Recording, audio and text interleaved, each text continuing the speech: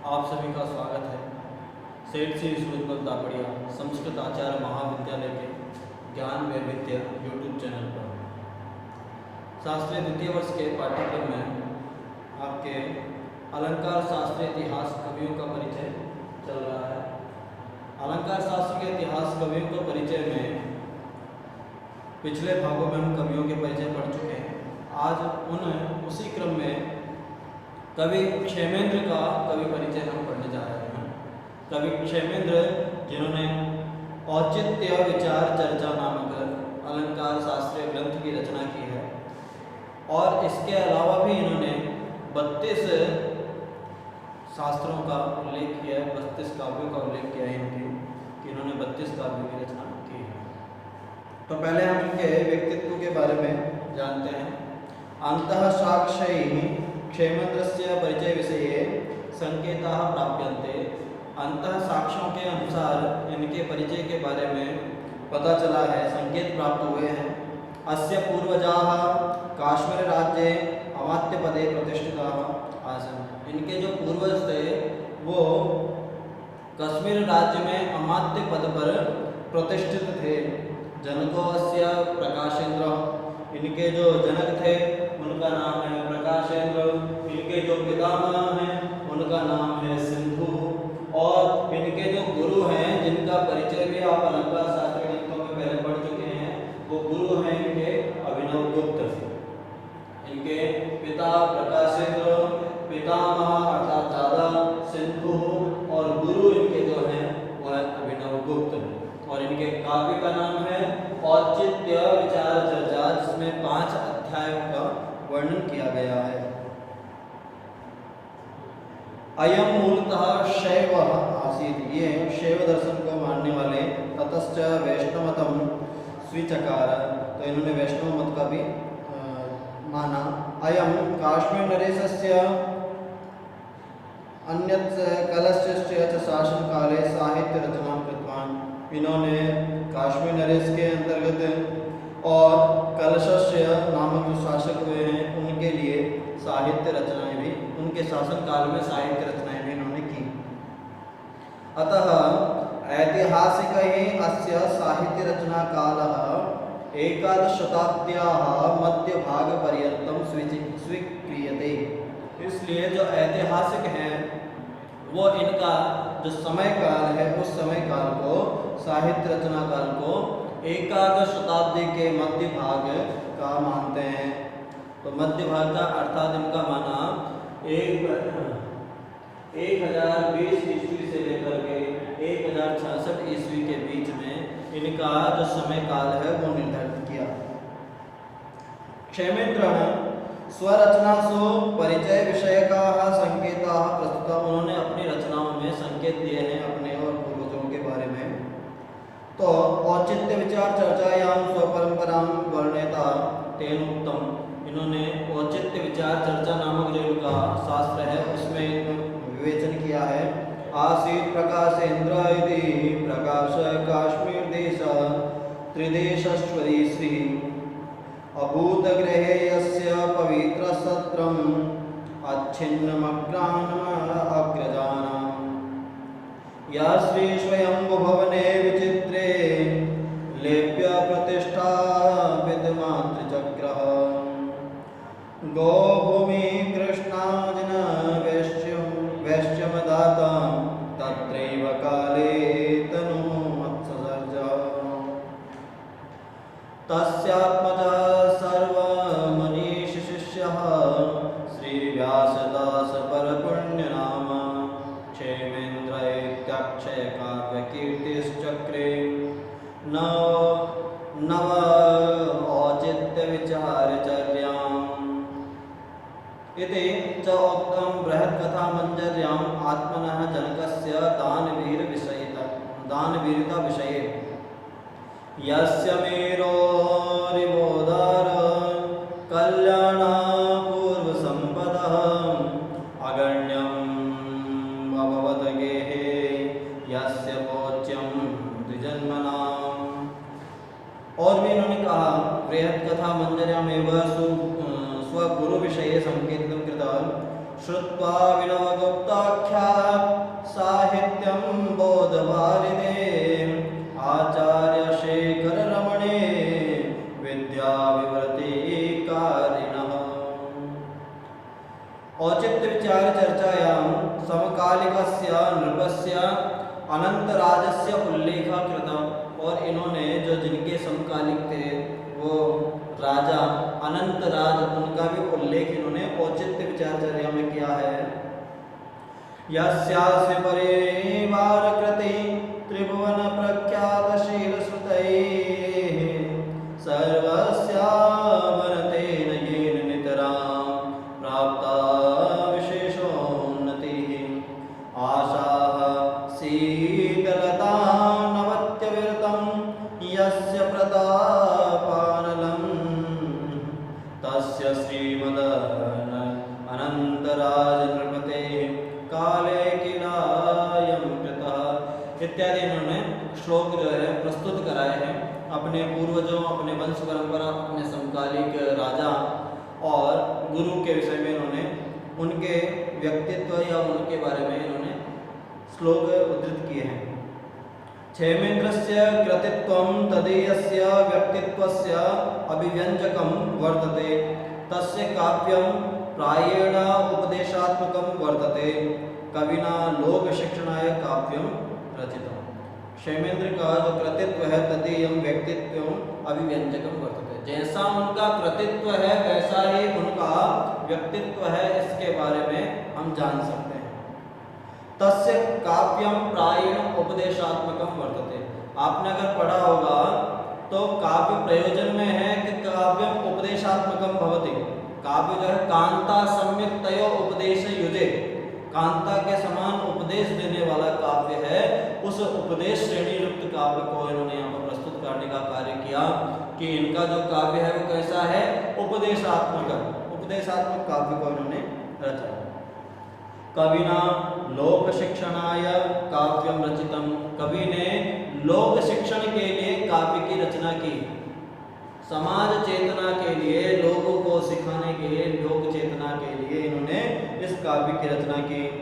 तत्वमेवाह आचार्य श्री ब्रजमोहन झा महाभाग औचित्य विचार चर्चा भूमिका, जो आचार्य हैं ब्रजमोहन झा, उन्होंने इनके औचित्य विचार चर्चा की भूमिका भी की। बताया उन्होंने कि क्षेमेंद्र अपने युग के अशांत वातावरण से इतने असंतुष्ट तथा मर्माहत थे कि उसे सुधारने तथा पवित्र और विशुद्ध बनाने के लिए और दुष्टता के स्थान पर शिष्टता की और स्वार्थ के स्थान पर परार्थ की भावना को दृढ़ करने के लिए अपने द्रुतगामिनी लेखनी को काव्य के नाना अंगों की रचना में लगाया।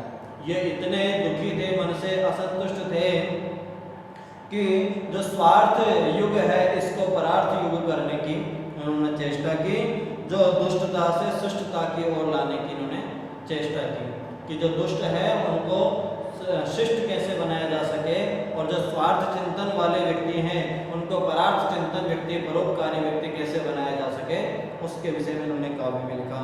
महर्षि वेदव्यास के आदर्श पर रचना करने वाले ये महाकवि नामना नहीं प्रत्युत यथार्थ व्यास दास हैं। इन्होंने लिखा हुआ भी कि व्यास दासो हम, कि मैं उन व्यास का दास स्वरूप में अपने आप को मानता हूँ। क्यों? क्योंकि केवल नाम से ही उनके जैसे नहीं थे, बल्कि उनके आचरण से, उनके व्यक्तित्व से भी उनके जैसे आचरण वाले ही ये उनके नाम को सार्थक करने वाले हुए। इनकी प्रतिभा बहुमुखी थी। क्षेमेंद्र का उदात्त उद्देश्य है तत्कालीन राजनीतिक बुराइयां, सामाजिक दोषों और कमजोरियों को दिखलाकर उनका निराकरण करना। बुराइयां क्या है, सामाजिक राजनीतिक, उनको दिखाकर उनका निवारण करना इनका प्रमुख उपदेश और उद्देश्य था। साहित्यम विचार मूलकम भवति, साहित्य जो है वो विचार मूलक होता है, विचार आधारित होता है। अतएव तद समाजस्य मार्गदर्शक है, इसीलिए उसको समाज का मार्गदर्शक भी माना जाता है।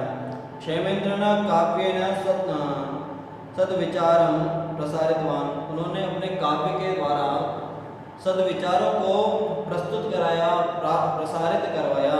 औचित्य विचार चर्चायां तेन कवयः सद्विचार प्रसाराय प्रेरिता। और उन्होंने औचित्य विचार चर्चा के द्वारा कवि और जो कवि हैं उन कवि को भी ये संदेश दिया कि सद्विचार जो है उनका प्रसारण किया जाए। इसीलिए मुख्य रूप से इस काव्य को अच्छी जो उत्कृष्ट श्रेणी उसमें माना जाता है, क्योंकि जो इनसे पहले पूर्ववर्ती आचार्य हैं उन्होंने काव्य के तत्वों को ही गिनते हुए, काव्य के तत्वों को ही श्रेष्ठ मानते हुए काव्य के शास्त्र के तत्वों को निरूपित किया है। लेकिन इन्होंने उनके साथ साथ क्या किया है कि जो लोकोत्तर, जो लोक कल्याण की भावना है उसको अपने अंदर समाहित किया और तत्कालीन जो परिस्थितियां हैं उन परिस्थितियों के अनुसार उस काव्य की रचना की लोकोत्तर की सफलता के लिए लिखा है इन्होंने। उचितेन विचारेण चारुतां यान्ति सुक्तयः वेदत्वाद बोधने विद्या इव मनीषिणां चमत्कारं करोत्येव वच सरोत्येव चिवं कवेः विचार रुचिरोदारचरितं सुमतेरिव। जैसे सुमति था उसके समान, नैराश्य मूलकं प्रेरणा रहितश्च काव्यम अनौचित्यम एव जनयति। जो नैराश्य मूलक, जो निराशा को जन्म दे या प्रेरणा रहित जो हो ऐसा काव्य जो होगा अनौचित्य, जिसका कोई औचित्य ना हो, औचित्य से अर्थात इसका कोई अभिप्राय हो, जिसका कोई जरूरत हो, तो ऐसा अनौचित्य काव्य हो जाएगा जिसमें किसी प्रकार की प्रेरणा ना हो और किसी प्रकार की निराशा हो। तो माघ काव्यस्य औचित्यम अनौचित्यम निर्दिशन् आह क्षेमेन्द्रः बुभुक्षितैर्व्याकरणं न भुज्यते न पीयते काव्यरस पिपासितैः न विद्यया केनचित् उद्धृतं कुलं हिरण्यमेवार्जन निष्फलाः कला। सर्वमेतं दारिद्र्येण अन्विरुद्धत धैर्य कातरतया तत्त्वविरहितं विपरीतम् उपन्यतम् अनौचित्यं संयुक्तमेव विद्यानामेव सर्वसम्मत प्रसविनीनां कलोद्धारक्षमत्वं न्यास्य। वस्तुतः क्षेमेन्द्रः आदर्श समाज सुधारकः आसीत्। ये समाज सुधारक के रूप में इन्होंने कार्य किया, इसीलिए इन्होंने कई लोगों का विरोध भी किया और इनका मुख्य उद्देश्य था कि लोगों तक सत संदेश पहुँचे, अच्छा संदेश पहुँचे, उत्कृष्ट आचरण वाले लोग हो, दुष्टता से शिष्टता की ओर जाएं, स्वार्थ से परार्थ की ओर जाएं, ऐसा इनका विचार था। इसीलिए ये क्या थे? आदर्श समाज सुधारक। आपसे प्रश्न बन सकता है कि अलंकार शास्त्र इतिहासेषु कविषु कः कवि आदर्श समाज सुधारक। जो अलंकार शास्त्र इतिहास में जो कवि हुए हैं उनमें से कौन से कवि हैं जो आर्य समाज सुधारक हैं? तो आदर्श समाज सुधारक। आदर्श समाज सुधारक कौन है? कवि क्षेमेन्द्र। सह साहित्यम समाज परिष्कार माध्य रूपेण प्रयुक्तवान। सह साहित्यम, उन्होंने साहित्य को किस लिए प्रस्तुत कराया? समाज परिष्कार माध्यम रूपेण प्रयुक्तवान, कि साहित्य के द्वारा समाज का परिष्कार हो, इसलिए। क्षेमेन्द्रस्य ग्रंथे तस्य 32 रचना उल्लेखो वर्तते। इनकी 32 रचनाओं का उल्लेख मिलता है। तत्र औचित्य विचार चर्चा अलंकार शास्त्र विषय का सुप्रसिद्ध ग्रंथ। और जो अलंकार शास्त्रीय ग्रंथ है वो इनका सुप्रसिद्ध ग्रंथ भी है। 5 अध्याय और 55 कारिकाओं से युक्त। अयम काव्य शिक्षा विषय को ग्रंथो अस्ति। ये काव्य शिक्षा विषय का ग्रंथ है, काव्य की शिक्षा रूपी ग्रंथ है। कवि कर्णिका अपि तादृशी रचना, इनकी एक कवि कर्णिका भी है, वो भी इसी प्रकार की रचना है। वैशिष्ट्य क्या है इनका? क्षेमेन्द्र औचित्य विचार चर्चायां रचनया औचित्य संप्रदायस्य स्थापनां कृतवान। तस्य मतानुसारेण औचित्यमेव काव्यस्य आत्मा। देखिए, पुनः काव्य स्वरूप की जब बात करेंगे तो आपने मम्मट, विश्वनाथ, आनंदवर्धन, कुंतक, वामन आदि के जो काव्य स्वरूप पढ़े हैं उन सभी काव्य स्वरूपों के जैसा ही इनका काव्य स्वरूप है, किंतु भिन्न है।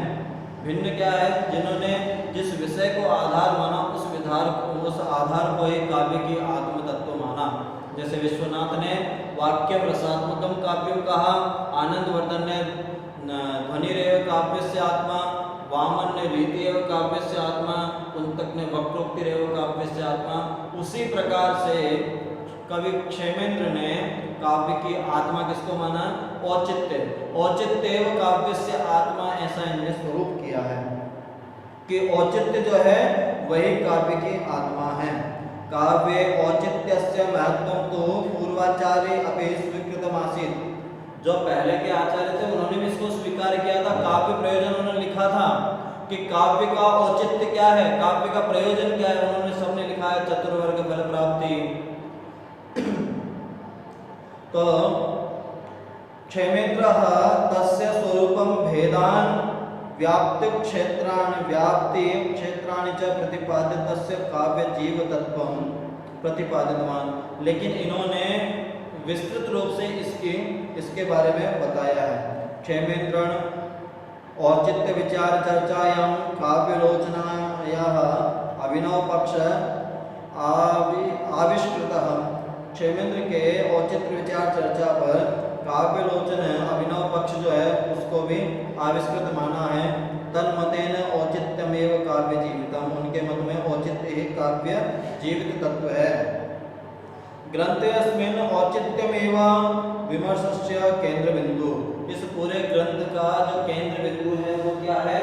औचित्य विचार, क्योंकि इन्होंने औचित्य पे ही अपने पूरे काव्य को केंद्र बिंदु रूप में स्थापित किया है। अन्येषाम् आचार्याणामेव क्षेमेन्द्रस्य काव्यरचनायां प्रयोजनानि तत्वानि न विवेचितानि। क्षेमेन्द्र ने जो और आचार्य हुए उनकी तरह काव्य लक्षण प्रस्तुत नहीं किया, काव्य प्रयोजन प्रस्तुत नहीं किया। इन्होंने उन सभी रूपों के तत्वों को नहीं यहाँ पर दिखाना अच्छा समझा। औचित्यस्य संक्षिप्त परिचय अनंतरम तेन अविलंबम पदौचित्यादीनां भेदानां निरूपणं प्रारब्धम्। उन्होंने औचित्य का संक्षिप्त परिचय देकर के जो पद औचित्य आदि जो भेद हैं उनका निरूपण किया। सर्वेषां औचित्य भेदानां औचित्य मूलकानि अनौचित्य मूलकानि च उदाहरणानि प्रस्तुतानि। उन्होंने औचित्य के भेद और औचित्य के मूल और अनौचित्य के मूलों को उदाहरण सहित समझाने का प्रयास किया। क्षेमेन्द्रेण औचित्यस्य स्वरूपं भेदांच वर्णिता। औचित्य के स्वरूप और भेदों का वर्णन किया। तन्मतेन लोके सर्वत्र औचित्य साम्राज्यम, उनके मत में पूरा औचित्य साम्राज्य है। अतः समग्रतया निरूपणम असंभवम। ग्रंथकारेण सांकेतिक रूपेण कानिचित् औचित्य स्थान निर्दिष्टानि। उन्होंने कुछ औचित्य स्थान उनका निर्देश किया। कविकंठभरणे कवित्व प्राप्तेः उपायाः निर्दिष्टा तत्र कवि भेदा काव्यस्य गुणदोषाश्च वर्णिता। इन्होंने कवि कंठाभरण कवित्व प्राप्ति जो है उसके उपायों को निर्दिष्ट किया और कवि भेद काव्य के गुण दोषों का वर्णन किया। तत्र काव्यस्य अलंकाराः दोषाः काव्य रचना विवेक च वर्ण विषया। उसमें काव्य के अलंकार दोष आदि का वर्णन किया। एवं क्षेमेन्द्रस्य कृतित्वं लक्ष्य विषयम् अनुसरति। इसलिए इनका जो विषय है वो लक्ष्य रूप में आगे की ओर चलता है। तस्य सर्वाः कृतयः स्व उद्देशा। इनकी जितनी भी कृतियाँ वो सभी क्या है? उद्देश्य परक हैं, उपदेश देने का काम किया है। उद्देश्य तो समाज परिष्कार है, और इनका मुख्य लक्ष्य मुख्य उद्देश्य क्या है? समाज का परिष्कार करना। तेन काव्य शास्त्रीय ग्रंथेषु कवयः समाजोन्नायक काव्य रचनायै प्रेरिताः काव्येषु च व्यवहारिक पद्धति निर्दिष्टा। इनके द्वारा काव्य शास्त्रीय ग्रंथों में जो कवि हैं उनमें समाज के उन्नायक काव्य रचनाओं को प्रेरित करते हुए काव्यों में व्यवहारिक पद्धति को निर्दिष्ट किया एवं औचित्यम क्षेमेंद्रस्य कृतित्वस्य जीवितम। इसीलिए इनके काव्य का जो जीवित तत्व क्या है, औचित्य। इसीलिए इनने काव्य के आत्म तत्व के रूप में औचित्य को ही स्वीकारा। औचित्य एवं काव्य से आत्मा, ऐसा इन्होंने रूप किया और ऐसा ही रूप इन्होंने माना। तो ये था आपके कवि क्षेमेंद्र का कवि परिचय।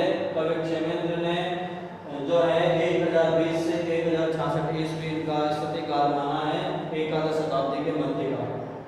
पिता इनके प्रकाशित पितामह सिंधु, गुरु इनके अभिनव गुप्त।